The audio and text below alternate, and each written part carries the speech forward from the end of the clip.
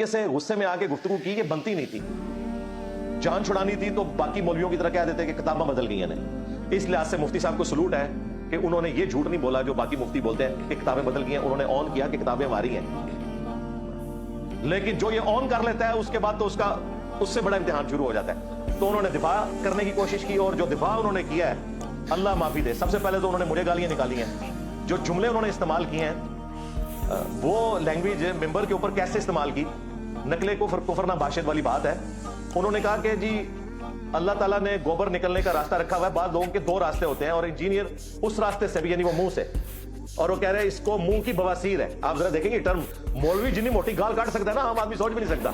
Engineer क्या कुछ सड़ा हुआ दिमाग है, उसके हमेशा उससे गोबर ही निकलता है, मुंह से भी गोबर। बाद लोगों के गोबर का एक खास रास्ता अल्लाह ने बनाया है, वहीं से निकलेगा। लेकिन कुछ लोग ऐसे हैं कि उनके लिए वो रास्ता छोटा पड़ गया तो मुंह से भी गोबर निकलता है। लेकिन इंजीनियर के चूंकि दोनों रास्तों से मुंह ही हमेशा निकलता है, लेकिन इंजीनियर के चूंकि दोनों रास्तों से मुंह ही हमेशा निकलता है, तो मुंह की बवासीर कहते हैं ना, तो मुंह की बवासीर कहते हैं ना, तो मुंह की बवासीर कहते हैं ना, तो उसने फौरन इसमें क्या कि लौंडेबाजी कर दी। जरा टर्म्स देखें क्या यूज करते हैं ये, और फिर जो वो लैंग्वेज यूज कर रहे हैं और उन्हें पता नहीं कि उस लैंग्वेज के रगड़े में कौन आ रहा है। वो कहते हैं कि अगर किसी बेवकूफ ने ये वाकया लिख भी दिया था मियां वाला, तो इंजीनियर साहब अगर ये कहते ना कि लिखने की क्या जरूरत थी, तो हम साथ देते हैं। वाले की गलती है कि यार अगर कोई आपस में इतना बेतकल्लुफ है, इस तरह का मजाक कर भी रहा है, तो उसको किताब की जीनत बनाना बनता नहीं है। वो बेवकूफ ने उसको किताब की जीनत बना दी है, वो बेवकूफ ने उसको किताब की जीनत बना दी है, वो बेवकूफ ने उसको किताब की जीनत बना दी है। तो इंजीनियर अगर ये इतराज करता ना कि इनके मुरीदों में अकल नहीं थी, एक निजी वाकया महफिल का मजाक का वाकया किताब में लिख दिया, तो हम उसको सपोर्ट करते हैं, वाकई सही कह रहे हैं यार, एक बेतकल्लुफी का वाकया था, किताब में लिखने की क्या जरूरत थी। मुफ्ती साहब हम तो अरसा दराज से कह रहे हैं अपनी वीडियोस में कि लिखने की क्या जरूरत थी। इस तरह के इश्क मशूकी के वाकयात कौन लिखता है अपनी किताबों में? हम तो पहले दिन से कह रहे हैं कि लिखने की क्या जरूरत थी। अच्छा, अब उसने वर्किंग कोई नहीं की हुई थी, उसने पता क्या कहा, उसने कहा अगर उस बेवकूफ ने लिख भी दिया था, और बेवकूफ पता कौन है? हकीमुल उम्मत अशरफ थानवी। लिहाजा जो बरेलवी कहते थे ना ये मरीजुल उम्मत है, मुफ्ती साहब ने आधी बात मान ली है कि मरीजुल उम्मत है या नहीं है, ये बेवकूफुल उम्मत है। बेवकूफ का है उन्होंने किसको? अशरफ थानवी को। हो सकता है इसमें भी अब रुजू करना पड़े, बड़े किसी मुफ्ती ने सुन लिया, उन्होंने कहा तू यार कितने साढ़े बुजुर्गों को बेवकूफ कह देता है, लेकिन वर्किंग नहीं थी। और ये ऐसे खतरनाक वाकयात है। मेरी वीडियोस जब मौलाना तारिक जमीर साहब ने देखी ना, तो मुझे उन्होंने फोन किया, मुझे कहते हैं यार ये वाकई लिखा हुआ है किताबों में।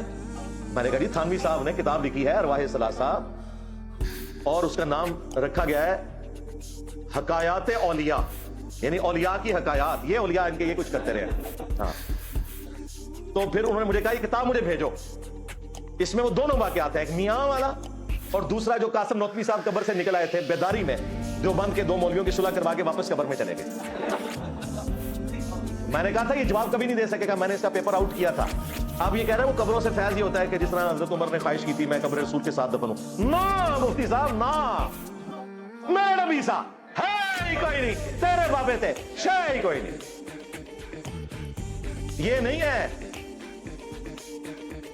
वो कब्रों से फैज ये है कि तुम्हारा कासिम नौतवी कब्र से निकल आया बेदारी में, और कौन निकल कर रहा है? अशरफ थानवी साहब। दो मौलवियों की सुलह करवा के गया, और वो मौलवी जिसको मिलने आया था ना, वो सख्त सर्दियों के अंदर उसका लिहाफ भीग गया था पसीने की वजह से, पता नहीं कुछ और भी निकल गया होगा। पाजी मुर्दा निकल के आ जाए बाहर। ये था जनाब वो जो कहते थे ना हम कब्रों से खवास के तरीके से फैज लेते हैं, जो अल मुहन्नद में लिखा था वो ये है। कोई जवाब नहीं।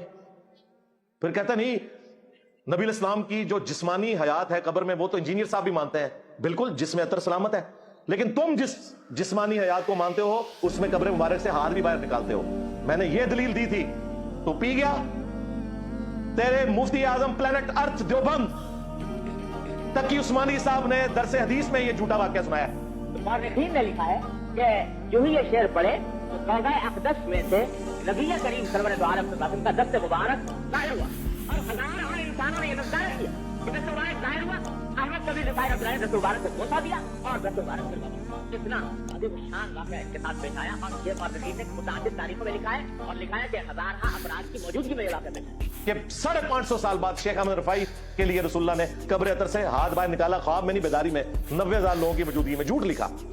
ये बापा जानी ने भी लिखा हुआ है, और इनके बड़े शेख ज़करिया कांदलवी तबलीगी जमात वाले ने फज़ाइल हाज में लिखा हुआ है, और कहते हैं जी हाथ चूमा उन्होंने, और अब्दुल कादिर जिलानी भी साथ थे, और नहीं चूम सके। और मैं जाके वो नहीं चूमिया भाई, हालांकि वो पीर था, मुरीद तो शेख अहमद रफाई था। झूठा वाकया। ये तुम मानते हो जिस्मानी हयात, इसका जवाब दे, नहीं दे सकते। میں نے اس میں بھی کہا تھا میں جو کچھ پیپر آؤٹ کر رہا ہوں انہوں نے جواب دینے ہیں, ان کے بھی جواب دے رہا ہوں, لیکن یہ کبھی بھی بورا کھول کے کسی بات کا جواب نہیں دے سکے گا. اس نے نہیں دیا, سدی باتیں کر کے سائڈ پہ ہو گیا.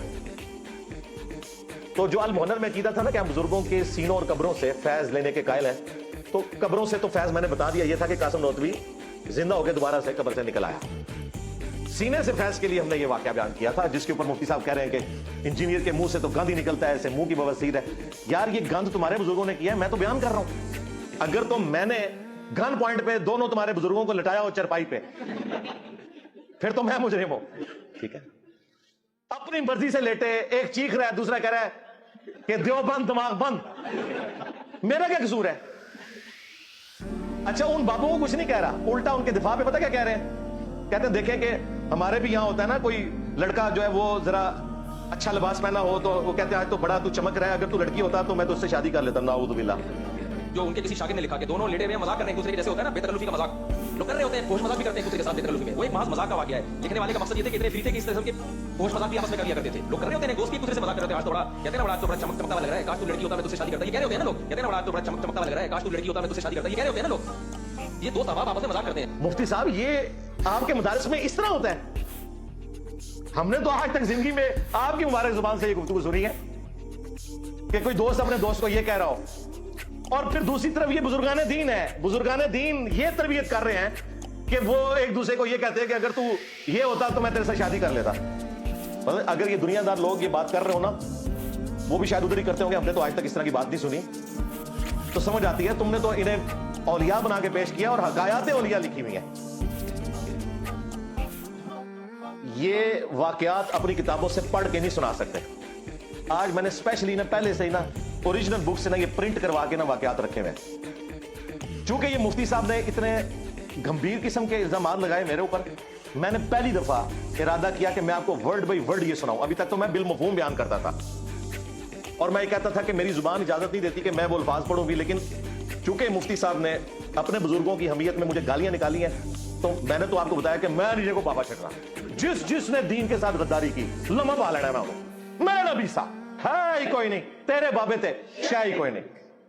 تو میں نے آج ارادہ کیا کہ میں یہ ورڈ بائی ورڈ پڑھوں اور جو بندی بھولی عوام ان کو مخاطب کروں کہ اسے سنو اور جا کے میچ کرو کہ کیا یہ لینگویج علماء دین کی ہوتی ہے, مفتیاء کی ہوتی ہے, یہ مدارس کے اندر یہ کام کرتے ہیں اور مجمع میں کرتے ہیں, ٹین ایجرز بچوں کے سامنے کرتے ہیں, انہیں یہ تعلیمات دیتے ہیں. یہ بھی جھوٹا دفاع کر رہا ہے کہ جی وہ علیحدہ سے ہوا تھا, وہ مجمع میں ہوا ہے اور وہاں ٹین ایجرز بچے تھے. اور مزے کی بات بتاؤں, اس وقت اشرف علی تھانوی صاحب بھی ٹین ایجر تھے. ہاں جی, اور یہ کوئی ایسا معاملہ نہیں ہے, یہ آج کل جو فلمیں بھی اس قسم کی آ رہی ہے نا اسی عمر کے ہی ہے. یہ کہہ رہے ہیں نا لمبی لمبی داڑیوں والے, کوئی لمبی لمبی داڑیوں نہیں, چھوٹی عمروں کے ہی تھے جس وقت کا یہ واقعہ ہے. میں وہ سن بھی بتا دیتا ہوں آپ کو, اندازے سے اس کے قریب قریب لے جاؤں گا. کوئی ایسا معاملہ نہیں تھا, کوئی لمبی داڑیوں والے نہیں تھے. اور دیکھیں کیا لینگویج استعمال کر رہا ہے, خود بتا رہا ہے, کہہ رہا ہے ان کے لیے لڑکے تھوڑے تھے جو انہوں نے بابوں نہیں کرنا تھا. میں ایک بات کہتا ہوں, اگر یہ دونوں معاذ اللہ ہم جس پرستی کر رہے ہوتے, دونوں بڑی عمر کے لوگ, بڑی بڑی داڑیاں, تو کیا لڑکوں کی کمی تھی اس زمانے میں؟ تو کیا لڑکوں کی کمی تھی اس زمانے میں؟ تو کیا لڑکوں کی کمی تھی اس زمانے میں؟ ہم جس طرح پرستی کرنے والا کیا اتنی بڑی بڑی داڑیوں والے آدمی کو تلاش کرتے ہیں اس کام کے لیے؟ دیکھا, یہی بات جب میں نے کی تھی عبدالستار عیدی صاحب والے کلپ کے اندر کہ تمہارے مدارس میں یہ کچھ ہوتا ہے تو ان کو برا لگا, وہ خود مان رہے ہیں, کہتے ہیں لڑکے تھوڑے تھے, ہمیں پتہ ہے لڑکے بہت ہیں. اور دوسرا جو یہ تم کہتے ہو کہ لمبی لمبی داڑھی والے کریں گے, تو مجھے بتاؤ مفتی عبدالعزیز کیا اس کی سفید داڑھی نہیں تھی؟ اور سامنے جس بچے کے ساتھ وہ زبردستی کر رہا تھا وہ بھی کم از کم 22-25 سال کا تھا, اس کی بھی اتنی بڑی داڑھی تھی. لہذا مفتی صاحب یہ آپ کا جو اعتراض ہے کہ داڑھیوں والے آپس میں نہیں کر سکتے, اس کی تو ویڈیو نکلی ہوئی ہے, اور وہ مفتی عبدالعزیز بھی خود دیوبندی ہے.